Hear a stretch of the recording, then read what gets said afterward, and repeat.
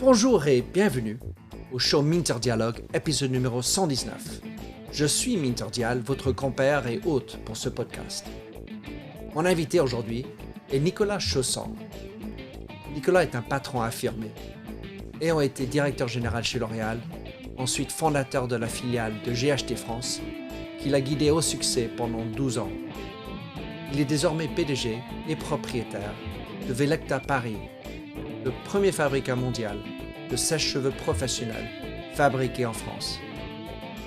On discute de son parcours, les leçons qu'il a apprises depuis ses jours chez L'Oréal, l'aventure GHT et maintenant Velecta. On explore comment il a géré la crise de la pandémie, les enjeux et ambitions de son business, ainsi que la stratégie en ligne, y inclut l'e-commerce.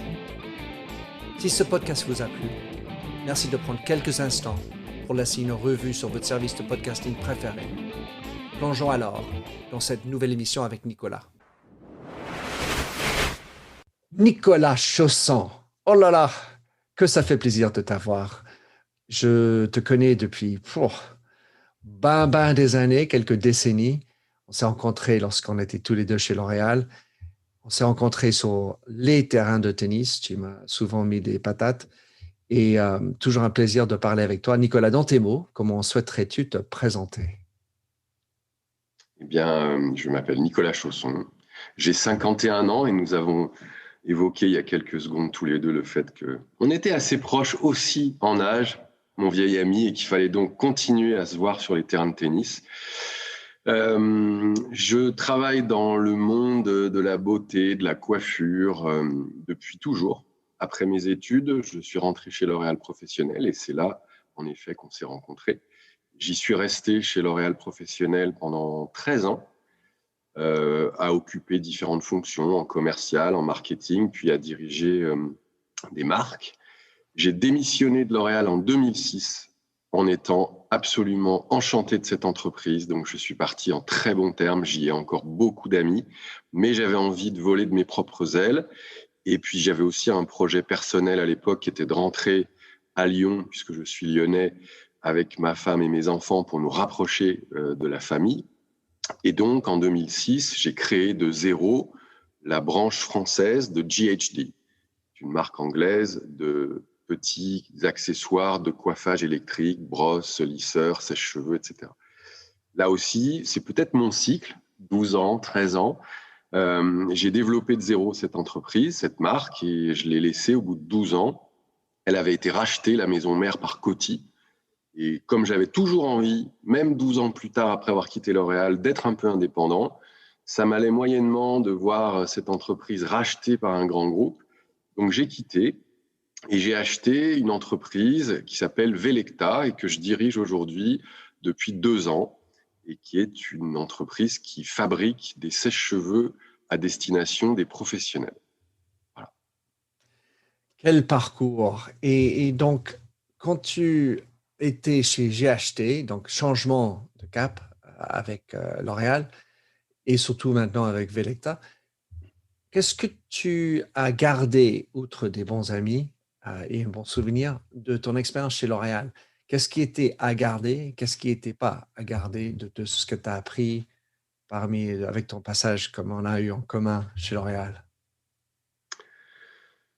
J'ai gardé des réflexes. J'ai gardé, c'est une école extraordinaire, L'Oréal, de méthode, de formation, mais aussi de petites recettes toutes bêtes, de petites phrases qui m'ont marqué, comme des slogans que j'ai entendus au fur et à mesure de mes années. Une lac, un gel, un spray. Par exemple, ça paraît bête pour des gens extérieurs, mais ça veut dire un produit doit faire le job. Après, on peut rajouter des choses, mais d'abord, il a une fonction de base. Il doit être champion du monde sur ce créneau fondamental. Des petites phrases comme ça. Le test de l'ascenseur, qui est peut-être pas du tout spécifique à L'Oréal, mais qui m'est arrivé. On arrive au 14 rue Royale, on se présente devant l'ascenseur, et puis tout d'un coup, Il y a le président qui rentre avec vous, il va s'arrêter au 3e, vous montez au 4e au marketing et il vous dit, bon alors Nicolas, comment ça se passe? Vous avez 3 secondes, soit vous vous lancez dans une grande explication et il sort et il n'a rien compris, soit vous lui dites en 2 mots, tout va bien, j'ai un challenge, c'est ça, mais ça va le faire, terminé. Donc ce sens de la formule, de la synthèse, et puis par rapport à ta question Minter sur ce que j'ai pas gardé, puisque tu t'intéresses beaucoup au leadership, ce qui me pesait un peu chez L'Oréal, mais c'est peut-être normal dans une grosse structure, c'est tout ce qui est politique, réunions massives avec des tas de gens, avec rien qui se passe, etc. Et quelque part, finalement, la machine qui prend le dessus sur l'homme. Et ce que j'ai aimé, ce que je continue d'aimer dans ce tournant que j'ai réalisé en quittant en 2006, c'est de remettre, alors sans que ce soit prétentieux, hein, avec toutes mes qualités, mes défauts, et donc beaucoup mes défauts, On en a tous. remettre l'homme au cœur du truc, remettre l'homme au cœur du moteur. Après, ok, tu as besoin de 2-3 tableaux Excel, tu as besoin de... Mais remettre l'homme, le charisme, les tripes, pourquoi tu fais ça? Parce que je le sens. Et le dialogue et Minter dialogue, voilà, c'est important, le dialogue. Remettre, oui, c'est ça, le leadership, pas au sens euh, de théorie, mais au sens de... Je crois en des choses, moi, Nicolas Chausson, en tant qu'homme, je crois en des choses qui d'ailleurs ne sont pas que des choses liées à l'entreprise. Je crois en certaines valeurs, je crois en certains principes, j'ai une certaine éthique et j'ai envie d'être le moteur de ça. J'ai pas envie de rentrer dans une grille qui a été décidée par quelqu'un d'autre et on me dit qu'il faut que j'épouse bien les angles de la petite case qu'on m'a donnée. J'ai envie d'exister, de rayonner avec mes bêtises, avec mes erreurs, avec mon caractère de merde parfois, avec, tu vois, mais en même temps, d'emmener les gens dans ce que je crois et ce que je crois, comme ça va être mes tripes, ça va être moi, ça va être ce que j'aime, eh ben, je vais en parler avec beaucoup d'aisance et j'ai pas besoin d'un prompteur. Hmm. Enfin, c'est ce lien avec ton instinct, ce lien avec qui tu es, qui t'amène à accepter tes faiblesses. Et pour autant, il y a beaucoup d'entreprises qui disent We have to be people first. Il faut mettre l'homme. Il y a souvent des entreprises qui sont contentes de dire ben, les ressources humaines, c'est les plus importants aspects, assets de notre business, a great place to work, etc. Et donc, c'est beaucoup de gens qui disent ce genre de choses mais où ça n'arrive pas. Et tu as parlé de la politique, des grands rendez-vous, des grandes réunions. Mais est-ce que tu as d'autres éléments ou d'autres idées pourquoi les gens qui parlent comme ça ne le font pas? Je crois que quand tu es dans mon expérience, en tout cas, ce que j'ai ressenti moi, c'est que quand tu es dans une grande structure comme ça, euh, il faut que chacun soit bien à sa place. C'est comme un orchestre. Si celui qui joue de la contrebasse, ça le démange un peu d'aller taper 2-3 fois sur la batterie, c'est compliqué. Et donc, la structure, par nécessité, par souci d'organisation, je trouve, et pourtant L'Oréal est remarquable dans son organisation, dans sa capacité à faire éclore des talents, etc. Mais quand même, je trouve que l'individu est au service, ou en tout cas dans la contrainte d'une organisation. Et c'est d'ailleurs ça qui me surprend beaucoup depuis quelques années, cette entreprise totalitaire au sens positif du terme, entre guillemets, en tout cas pas au sens politique, mais qui voudrait tout faire, qui voudrait s'occuper du bonheur des gens. Chief Happiness Officer, come on. Je veux dire, c'est pas le rôle de l'entreprise. Pour moi, le bonheur, on ne demande pas à son chef si on peut être heureux et comment être heureux. Je pense que l'individu, sans être individualiste, doit pouvoir rayonner, et dans une grosse structure, il y a quand même des contraintes, des barrières, des limites, des cases, même dans une entreprise comme L'Oréal, qui pourtant est reconnue, je crois, comme étant très humaine. Alors, quand tu es parti de L'Oréal, grosse machine, ensuite, tu commences, j'ai acheté en France, mais ça existait déjà. Non, Enfin, ça n'existait pas du tout en France. pas en France, mais Ouais. Oui, l'entreprise oui, tout à existait fait. en Angleterre et donc il y avait des codes, il y avait un patron, etc. Là, Velecta, il y avait une histoire, bien sûr, 84 ans d'existence de Velecta, mais là, pour le coup, maintenant, tu es propriétaire et patron. J'imagine que tu dois rendre compte quelque part à quelqu'un, quelque part. Enfin, on n'est jamais à l'abri, mais comment est-ce que tu as géré cette entrée dans quelque chose qui a existé depuis 84 ans? Et est-ce que tu as eu, quel était ton mot d'ordre dans comment tu es arrivé? Enfin, souvent on parle des premiers 100 jours, etc. Qu'est-ce que tu as fait? Comment tu as imposé Nicolas Chausson sur Velecta France, Paris? Euh, D'abord, j'avais entendu parler de cette entreprise depuis quelques années parce que le monde de la beauté est un monde quand même petit, entre guillemets, donc on se croise Imagine-toi, dans les moi je le salons. connais, même moi je le Voilà, connais. Oh, tu quand vois, même, tu vois. des années plus tard. Et d'ailleurs, ce qui est drôle, c'est qu'il y a quelques années, j'avais discuté lors d'un salon avec le propriétaire précédent et je lui avais glissé comme ça, moitié anecdote, moitié sérieux. Je lui avais dit, si un jour vous vendez, ça m'intéresse. Bon, à l'époque, j'étais pas prêt à ça, mais et comme quoi, je crois au destin. Ce qui doit se faire se fait. Et donc, cette entreprise, c'est une belle endormie. C'est une vieille dame un peu poussiéreuse avec un potentiel extraordinaire, mais qui a été dirigée par un monsieur qui a beaucoup de qualités et qui a des qualités que je n'ai pas, mais qui était moins enclin, moins au fait de tout ce qui est marketing, commercial, etc. Donc, en fait, cette entreprise, c'était un fabricant. En gros, si je devais le résumer, c'était une usine. Et si je devais résumer justement d'ailleurs mon projet, c'est comment transformer une usine en marque. Voilà, c'est ça mon projet. Alors, ça s'est fait assez vite, le rachat. Et quand je suis arrivé, j'avais convenu avec mon prédécesseur, parce que comme je te l'ai dit tout à l'heure, je crois beaucoup aux hommes d'abord, aux hommes avec un grand H, les hommes et les femmes. C'est d'abord des histoires d'hommes et de femmes et de rencontres et de passion. Et derrière, les KPIs suivent, mais c'est d'abord des histoires de passion, de charisme, de rencontres, de croyances, d'enthousiasme et de bienveillance, qui est un mot très important pour moi. Donc mes premiers 100 jours, ça a été d'être assez humble par rapport à ce que les gens en interne imaginaient de moi, parce qu'ils connaissaient mon histoire, ils connaissaient le fait que j'avais été patron de GHD pendant 12 ans, que j'avais construit avec quand même un certain succès cette marque de zéro. Donc ils étaient à la fois tout contents de me voir arriver, à la fois très craintifs, en se disant « Ouh là là, il va tout changer ». Donc j'ai passé du temps à rencontrer tout le monde. On n'est pas grand, on n'est pas nombreux, hein. On est 27. Mais j'ai passé du temps à rencontrer tout le monde individuellement, collectivement et à écouter. Ça paraît banal hein, ce que je vais dire, mais franchement à le faire avec le cœur, à écouter les gens. Voilà, je suis pas Zorro. J'arrive pas en disant avant c'était pourri et maintenant moi je suis champion du monde. Je vais vous expliquer comment il faut faire. Pas du tout. Je suis arrivé en disant voilà j'ai des croyances, j'ai des convictions, j'ai des valeurs aussi que je voudrais mettre au service de la façon dont je vais conduire l'entreprise. Donc, j'arrive pas juste avec un dossier bancaire. Est-ce que vous avez envie de rire au boulot? Est-ce que vous avez envie d'être fier de ce que vous faites? Est-ce que vous avez envie que les gens se parlent?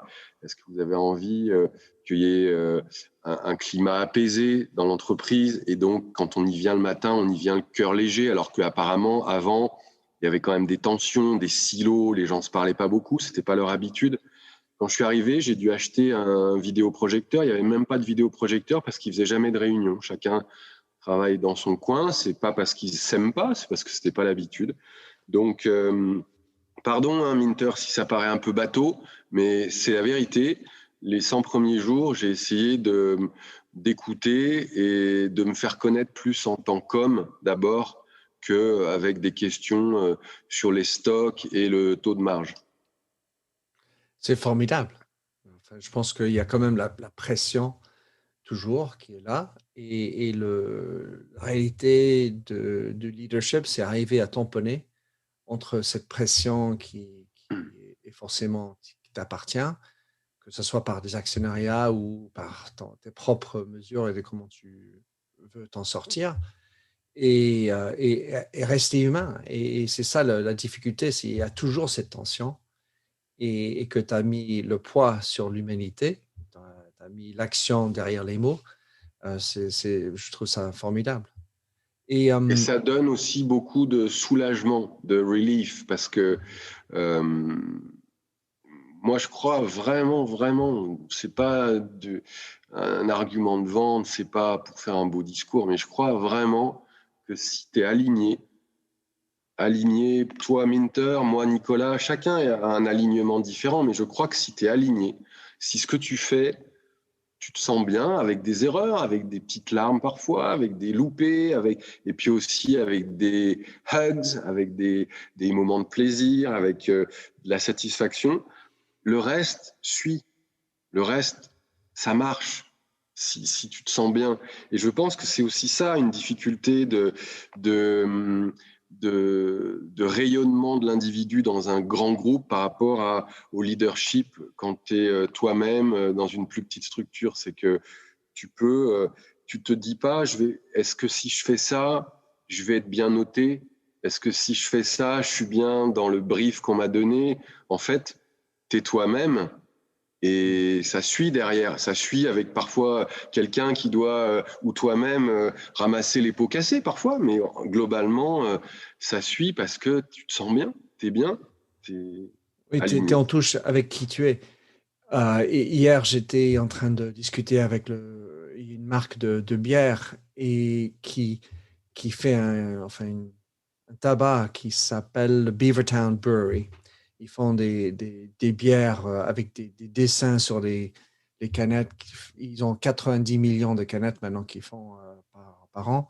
Donc, ça marche bien chez eux.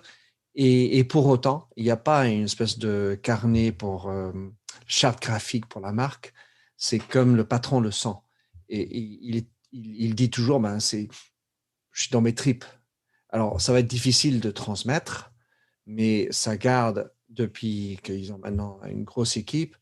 Ça marche bien. Et comment démultiplier, transmettre ce espèce de flair humaine quand on devient plus grand, c'est toujours ça la complication. Mais Et tu vois, tu me demandais tout à l'heure des choses que j'avais retenues de L'Oréal et je te parlais de petits slogans comme ça, qui sont pas venus d'un coup. J'ai jamais reçu, toi non plus, je pense, un livre quand tu arrives chez L'Oréal avec des citations.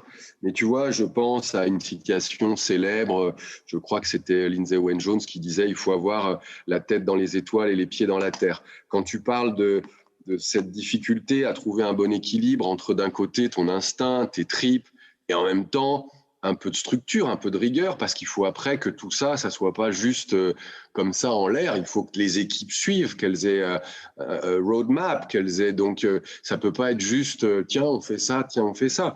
Donc je me souviens de cette citation parce que ça montre que bien sûr qu'il faut un minimum après de schéma, de cadre, mais ce cadre-là, s'il vient derrière une joie, un élan, une ambition, c'est pas pareil que quand tu arrives, toi, dans un jeu d'échecs et on te dit il faut te mettre là et le jeu d'échecs, il a été préconstruit avant que tu arrives. Je me souviens d'une autre citation, puis après j'arrête avec L'Oréal, mais on disait il faut avoir le doute créatif et la certitude stratégique. Et j'aimais bien ça aussi, cette espèce d'antagonisme entre il y a des choses en béton, en marbre, et il y a des choses en chamallow, en caoutchouc. Il y a des choses sur lesquelles il faut être flexible. Il y a des choses sur lesquelles il faut être carré. Voilà, et il faut trouver le juste équilibre. Je vais te rajouter la citation, comme tu ne l'as pas dit encore, mais c'est quelque chose que j'ai retenu parmi les citations, c'est il faut être soit le premier, le meilleur ou le seul. Et je vois bien qu'avec Velecta, vous êtes le premier et peut-être le seul, les deux. Et on va faire en sorte d'être le meilleur. Voilà, c'est ça. Après, le meilleur, c'est toujours un peu compliqué enfin, dans toutes les industries à identifier parce qu'on va toujours avoir. Nous, on est dans le meilleur dans cette partie de la performance. Nous, on est le meilleur dans cette Exactement. partie. Le meilleur en quoi et le meilleur pourquoi. Exactement. Donc, tout ça, c'est pour définir la catégorie. Mais je voulais revenir sur un truc que tu as dit au début. car je voulais être pas d'accord avec toi, mais je pense qu'il y a un terrain d'entente. Tu as dit, c'est pas le rôle d'une société de gérer la happiness, euh, la joie des employés. Et là où je suis d'accord, je pense que le rôle d'un patron, ce n'est pas d'injecter l'énergie. Il faut que l'énergie soit auto-créée, auto-produite. Et, et, et après, tu as dit la bienveillance. Et en fait, pour moi, dans le de facto sens de happiness, elle réside dans, il réside dans cette bienveillance.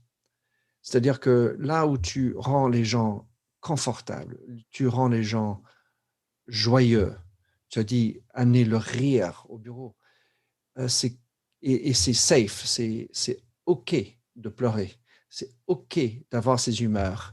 Enfin, ça, c'est la bienveillance, mais c'est aussi comme ça qu'on construit un vrai bonheur, car on a un projet, on lutte ensemble, et si on va bosser, pour certains, 12 heures par jour, surtout quand on est un propriétaire, autant faire que ça soit bien. Parce que si je ne vis pas ma vie pendant que je travaille, ben, je le fais entre le temps que je vais dans la douche et que j'appelle un copain. Et, enfin, ta vie est limitée à rien. Donc, pour moi, la création de bonheur, ça peut exister, ça doit quelque part exister, si on veut avoir des employés épanouis qui vont rester et qui vont donner de leur sort et de leur énergie volontairement tous les jours. Tu as raison, mais je me demande, je suis d'accord complètement avec ce que tu as dit, je me demande juste si cette bienveillance, cette joie, happiness, bonheur, je ne sais pas comment on le traduirait, si on devait traduire un Chief Happiness Officer, mais ce qui me gêne, j'ai peut-être mal compris ou j'ai peut-être tort, c'est d'en faire une fonction, comme s'il y Oui, avait quelqu'un qui détenait ça, alors que je pense, comme tu l'as dit, qu'il n'y a pas à avoir un Chief Happiness Officer. C'est pas un domaine réservé à quelqu'un. Ça doit venir. On parle beaucoup de leadership par l'exemple. Si le patron il fait la gueule, tu peux mettre 15 Chief Happiness Officers, il se passera rien. Si les collaborateurs sont pas heureux et qu'il y a une ambiance de merde, voilà, donc je pense que la happiness, elle doit pas faire l'objet d'une fonction comme si c'était un champ d'expertise. Elle doit venir de chacun. Et moi, j'ai toujours un peu de mal. Je sais que ça a été beaucoup la mode il y a quelques années, pas il y a pas longtemps, il y a 4-5 ans, peut-être un peu plus aux États-Unis où ils sont parfois un peu en avance. Mais j'ai l'impression qu'on en entend moins parler, tu sais, de toutes ces boîtes où on met une salle de billard, des baby-foot, un bar, des... J'ai un peu de mal. Je préfère que mon entreprise soit un lieu où on bosse bien et donner le temps à mes collaborateurs de quitter à midi, de revenir à 14 heures, d'être libres de gérer leur temps si le travail est bien fait, pour rentrer à la maison, manger avec leur chérie, leurs enfants, ou aller se faire un tennis avec leurs potes minters et de revenir à 14 heures, que de faire une espèce de totalitarisme où tout se passe dans l'entreprise et où on doit faire le sport dans l'entreprise, on doit faire la sieste dans l'entreprise, on doit boire un verre dans l'entreprise. J'ai un peu de mal. Peut-être que c'est parce que j'ai 51 ans. Ah non, non, non. Et là Old où tu as... school. Oui, non, mais c'est génial parce qu'en fait, je dis souvent, si on a besoin de le nommer, c'est que ça n'existe pas. Donc, le Chief Ethics Officer, l'éthique, bon, nous, on est mauvais, donc on va donner ça, la responsabilité à quelqu'un d'autre, parce que nous, on n'est pas éthique. Et en fait, c'est ce que je dis moi aussi souvent, pour provoquer, ben, pourquoi vous avez nommé quelqu'un de digital? Le digital, c'est pour tout, c'est pour chaque fonction. C'est pas possible que ça soit géré par quelqu'un.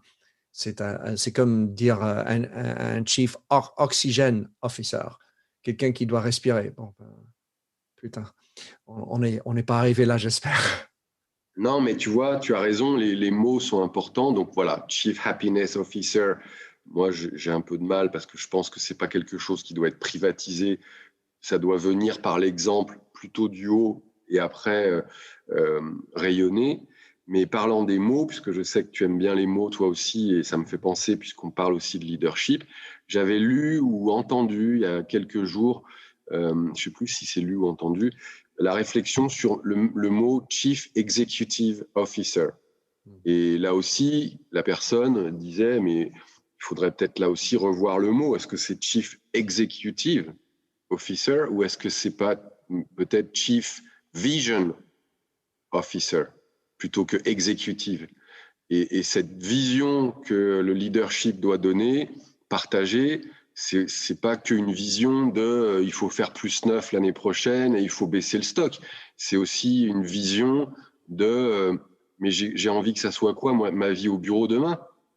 J'ai envie que ça soit quoi, ma vie au sens large au demain, mais comme tu l'as dit très justement, comme ma vie, elle passe beaucoup au bureau, comme on passe quand même beaucoup de temps au travail, il ne faut pas que ce moment-là soit une parenthèse dans notre vie. Et comme tu l'as dit tout à l'heure, le plaisir, c'est juste les 20 minutes qui nous restent à 19h pour boire une bière avec un copain ou aller faire un tennis. Il faut investir 24 heures de sa vie. Et ça montre bien dans les mots, car en fait, dans l'anglais, on dit Chief Executive Officer, comme tu dis. En français, on dit président directeur général. Et je pense que le français, en fait, en l'occurrence, peut être plus proche de ce qu'il faut, parce qu'on parle de directeur et direction. Et là où je suis en train de faire comment dire, un lavage de cerveau, brainstorming, pardon, c'est une tempête de cerveau. Ça, c'est bien canadien de toujours traduire les mots en anglais. En fait, pour moi, le vrai titre, pour moi, pour un PDG, c'est le chief, le- le- le- l'officier du sens. Et là-dedans, le français est aidé parce que là, le sens, c'est à la fois la direction. Dans quel sens va-t-on? Mais pourquoi on fait ce qu'on fait? À quoi rime notre sens? Et donc, pour toi, sur Velecta, en parlant du sens, etc., vous avez marqué j'ai mis quelque part, vous avez une vision d'imaginer la coiffure de demain. Et puisqu'en tous les deux, on connaît la coiffure bien, enfin, j'ai la prétention de toujours connaître un peu, en tout cas pour l'avoir vécu pendant 16 ans, ça ressemble à quoi pour toi, ce sens et la coiffure du demain? C'est une vision qui peut paraître un peu ambitieuse ou prétentieuse, la coiffure de demain, parce que je n'ai pas la certitude de détenir une vérité sur que sera la coiffure de demain, mais j'ai envie de dire plus simplement que c'est un métier manuel, c'est un métier humain et c'est un métier beauté. Si je devais résumer, manuel, humain et beauté. Et ce triptyque-là, il est aujourd'hui parfois un peu cabossé. La main, elle est un peu cabossée parce que les savoir-faire se perdent, l'automatisme, le do-it-yourself. L'humain se perd aussi parce que c'est un métier qui a connu des difficultés avec le confinement.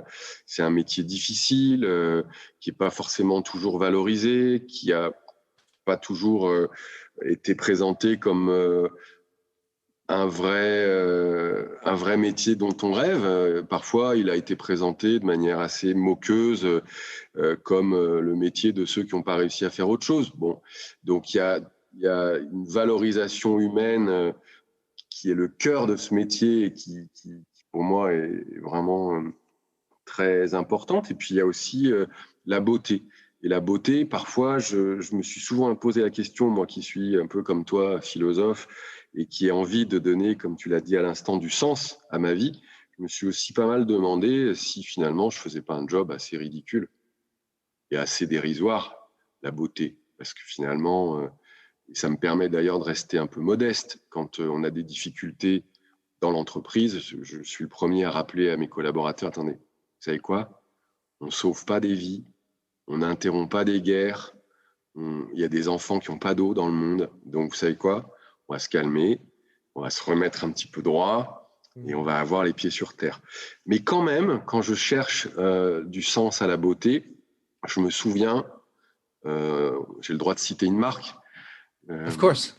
je me souviens d'un slogan de Deux-Sanges. C'était il y a 15 ans, peut-être qu'ils l'ont repris après, parce que je trouvais qu'il était très bon. C'était « Recoiffe-moi le moral ». Ça voulait dire en fait que la beauté, c'est pas que superficiel. La beauté, c'est aussi la beauté intérieure, c'est aussi de l'énergie, c'est-à-dire que quand un homme ou une femme le matin se lève du mauvais pied, que tu n'arrives pas à te coiffer, que tu as un petit bouton de fièvre, là, je sais pas quoi, des bêtises apparemment. Là, on est dans le superficiel peut-être, dans l'apparence. N'empêche que tu as un peu l'armure fissurée, tu as un peu l'énergie en bas. Et la beauté superficielle, exagérée, outrancière des réseaux sociaux, le bovarisme, c'est pas du tout ça qui m'intéresse. Mais la beauté qui consiste, par exemple, à aller maquiller ou aider à choisir une perruque à des femmes qui suivent un traitement du cancer et qui ont perdu leurs cheveux, en les rendant belles, fières d'elles-mêmes, on leur redonne du souffle. Donc je pense que pour moi, la coiffure de demain, c'est une coiffure qui doit se recentrer sur ces trois piliers, la main, l'humain et le sens de la beauté. Génial. J'adore, Nicolas. Tu m'étonnes parce qu'en fait, je ne savais pas où ça allait et j'adore comment tu as atterri. On va terminer dans notre entretien sur notamment ce qui s'est passé. Donc, tu l'as repris en 2019 et bang, début 2020, annonce mondiale, fermeture de compte, fermeture du business, enfin, fermeture de société en tout cas. Comment est-ce que tu as géré ça? Eh bien, je vais encore une fois, et ça sera peut-être la dernière, te donner, partager une citation. Je ne sais plus d'où elle vient, mais quand il neige, il y a deux types de personnes. Il y a ceux qui râlent et qui restent à la maison. Il y a ceux qui mettent des pneus neige. Donc, effectivement, je rachète cette entreprise. J'ai un beau projet dans ma tête, transformer une usine en marque. J'ai plein d'idées. Bam! 6 mois plus tard, Covid. Et cette entreprise, en plus, avait comme caractéristique d'avoir un modèle commercial exclusivement en direct, enfin physique, pas digital du tout. Donc, Velecta vend à des distributeurs qui vendent à des salons de coiffure et zéro business digital. Boum, Covid. Donc là, chiffre d'affaires, c'est pas moins 50, c'est zéro, zéro, zéro. Donc là, deux options. Et d'ailleurs, j'ai vu un peu dans tous les domaines d'activité, on a vu un peu ces deux options. Il y a des entreprises qui sont fermées, qui se sont un peu mis en hibernation, comme le film de Funès, Hibernatus, en se disant, on ressortira quand ça ira mieux. Et d'ailleurs, ces entreprises, on les voit ressortir un petit peu la tête aujourd'hui, mais on les voit comme si elles avaient été congelées, et on les voit comme on les avait laissées il y a 1 an et demi. Moi, j'ai fait un pari. Sauf que, et ils sont moins bien. Ouais. Ils n'ont pas été en action pendant ce temps-là et ils reviennent au bureau et ils se regardent différemment. Il y a eu un changement. Donc, tu ne peux pas continuer comme tu étais. C'est ça. D'ailleurs, il y a parfois, on entend, quand est-ce qu'on va pouvoir reprendre la vie comme avant? Mais en fait, c'est pas ça l'objectif. L'objectif, c'est pas de reprendre la vie comme avant. On veut pas un retour vers le passé. C'est comment je me projette demain avec mes forces, mon expérience, ce foutu Covid et plein d'autres choses. Mais je n'ai pas comme ambition d'être demain comme j'étais il y a 10 ans. Bref, pour Velecta, je me suis dit, comme je suis plutôt d'un naturel toujours optimiste et que j'ai la chance, je crois, d'avoir une bonne étoile, et je me dis, ce qui arrive, il y a toujours du bon à en prendre dans la vie. Je me suis dit, j'ai plein d'énergie, je peux pas tellement la mettre au service de l'extérieur parce que l'extérieur, tout est fermé. Donc, je vais faire ce pourquoi j'étais venu. Je vais bosser mon projet de transformation de cette usine en marque. Ça nécessite beaucoup de travail en interne, des choses qui sont invisibles de l'extérieur, réorganisation, etc. Mais ça nécessite de préparer aussi beaucoup de choses qu'on pourra révéler au moment où tout ça va se calmer. Donc, c'est un peu un pari parce que ça veut dire que dans cette période d'1 an et demi, tu as 0 revenu, mais tu dépenses. Donc, tu te mets dans le rouge. Mais bon, j'y crois.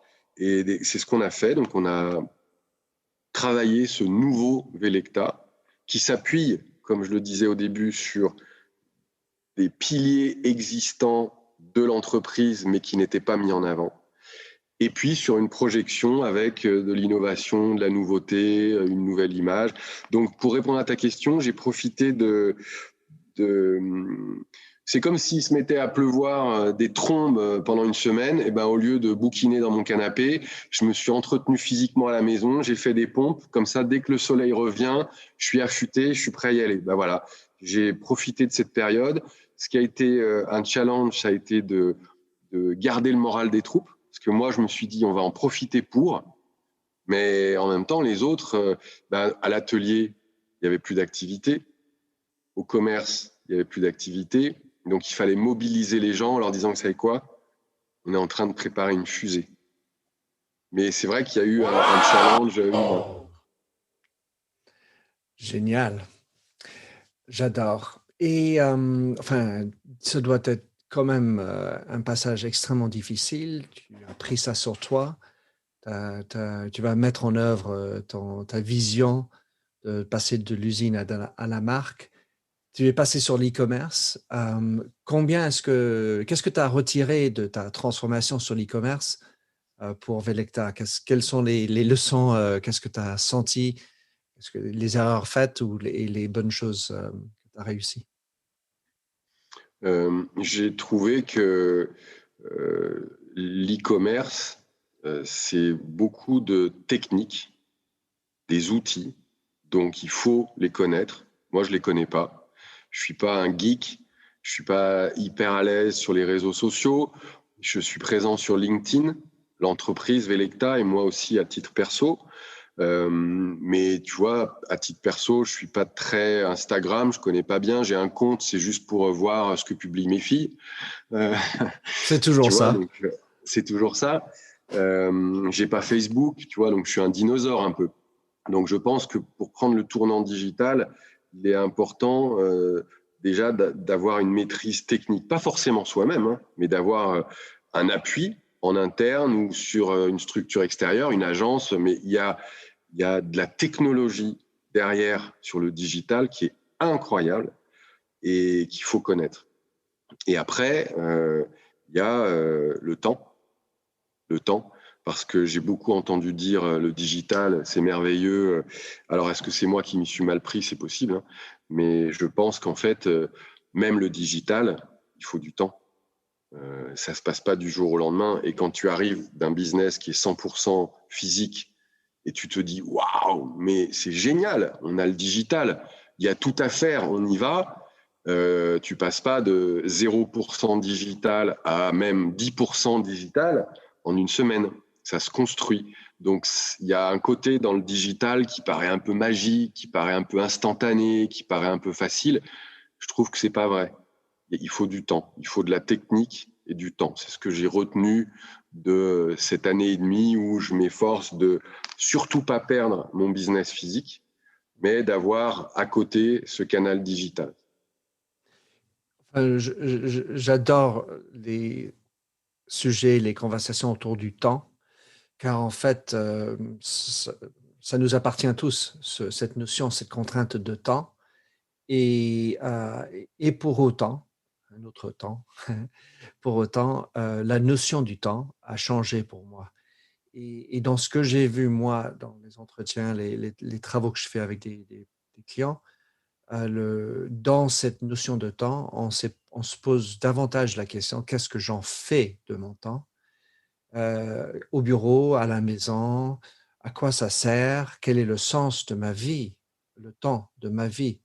Et quand on est sur le digital, il y a, comme tes filles peuvent te faire connaître, une vision de soi-même qui est, on va dire, travailler comme on faisait dans le temps, euh, l'image qu'on projette.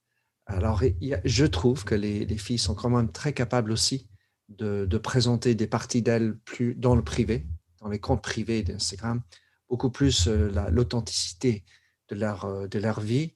Il y a évidemment les Instagrammeurs, influenceurs qui vont toujours se faire belle, etc. Mais par ailleurs, il y a quand même une gestion parmi les jeunes de ce digital qui n'est pas que de la beauté parfaite, etc.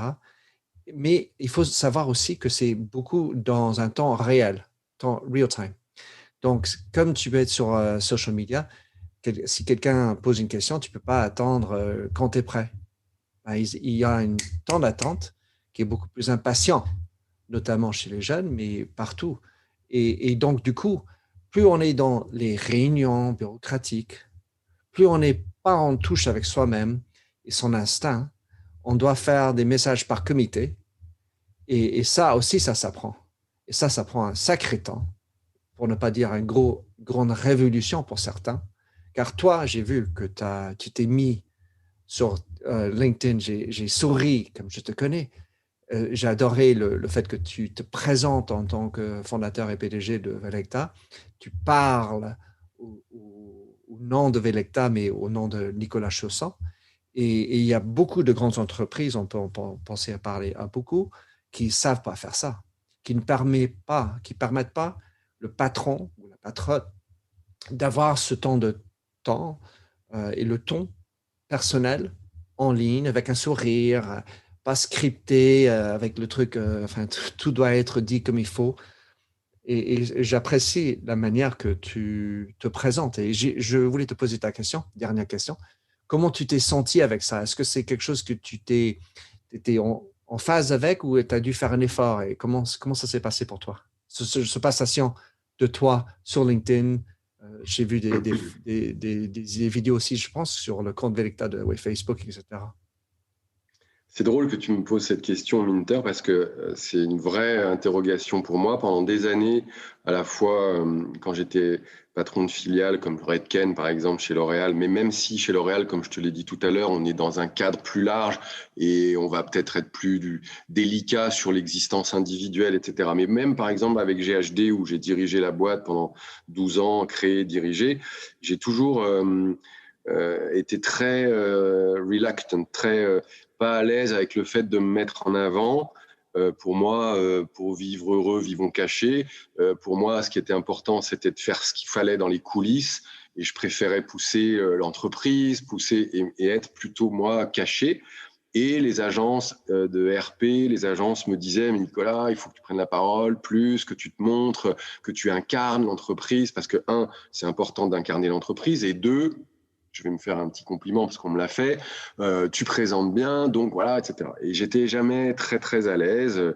Et puis là, c'est vrai que je me retrouve seul à la tête de Velecta cette fois-ci. J'ai pas de partenaire, j'ai pas de fonds d'investissement.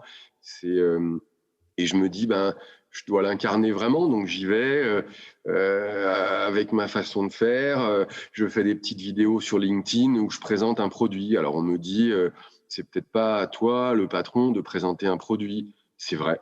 Et en même temps, je me dis, oui, mais c'est une PME, on est tous fiers de tout ce qu'on fait et j'ai envie de tout porter comme j'ai envie que mes collaborateurs portent tout. Donc c'est un peu nouveau pour moi de me mettre en avant. Et je continue à avoir quand même un petit peu au fond de moi cette idée, pour vivre heureux, vivons cachés. Et je préfère que les gens apprennent à connaître Velecta qu'apprennent à connaître Nicolas Chausson. Mais si je peux aider, ça fait partie du jeu. Ça fait partie du jeu. Tant que ça a du sens, tant que, comme tu l'as dit, c'est pas une espèce de fuite en avant de réseaux sociaux, tant que le temps que tu y passes est un temps qui garde du sens. Voilà, ça c'est. Donc, j'irai pas sur les réseaux sociaux pour montrer mes dernières vacances ou ma dernière paire de chaussures. Par contre, pour dire qu'on a été au Palais de l'Élysée parce qu'on représente une belle entreprise avec le savoir-faire français, le fabriqué en France, ça a du sens. Alors, avec ça, Nicolas, merci de ton temps. C'est toujours un plaisir d'échanger avec toi. Pour ceux qui veulent connaître un peu mieux l'histoire de Velecta et ou toi, quels seraient les meilleurs moyens, liens dans les show notes? Super, merci beaucoup, Minter. Merci de nous avoir écoutés sur Minter Dialogue en français. Vous trouverez tous les liens et références cités lors de cet entretien sur mon site minterdial.fr.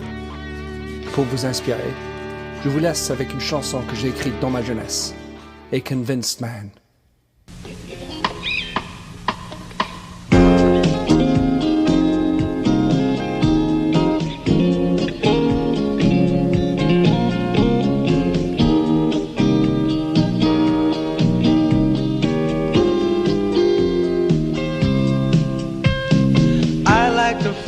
A stranger tucked around me, precipitating the danger. To feel free, trust is the reason. Still, I won't toe the line.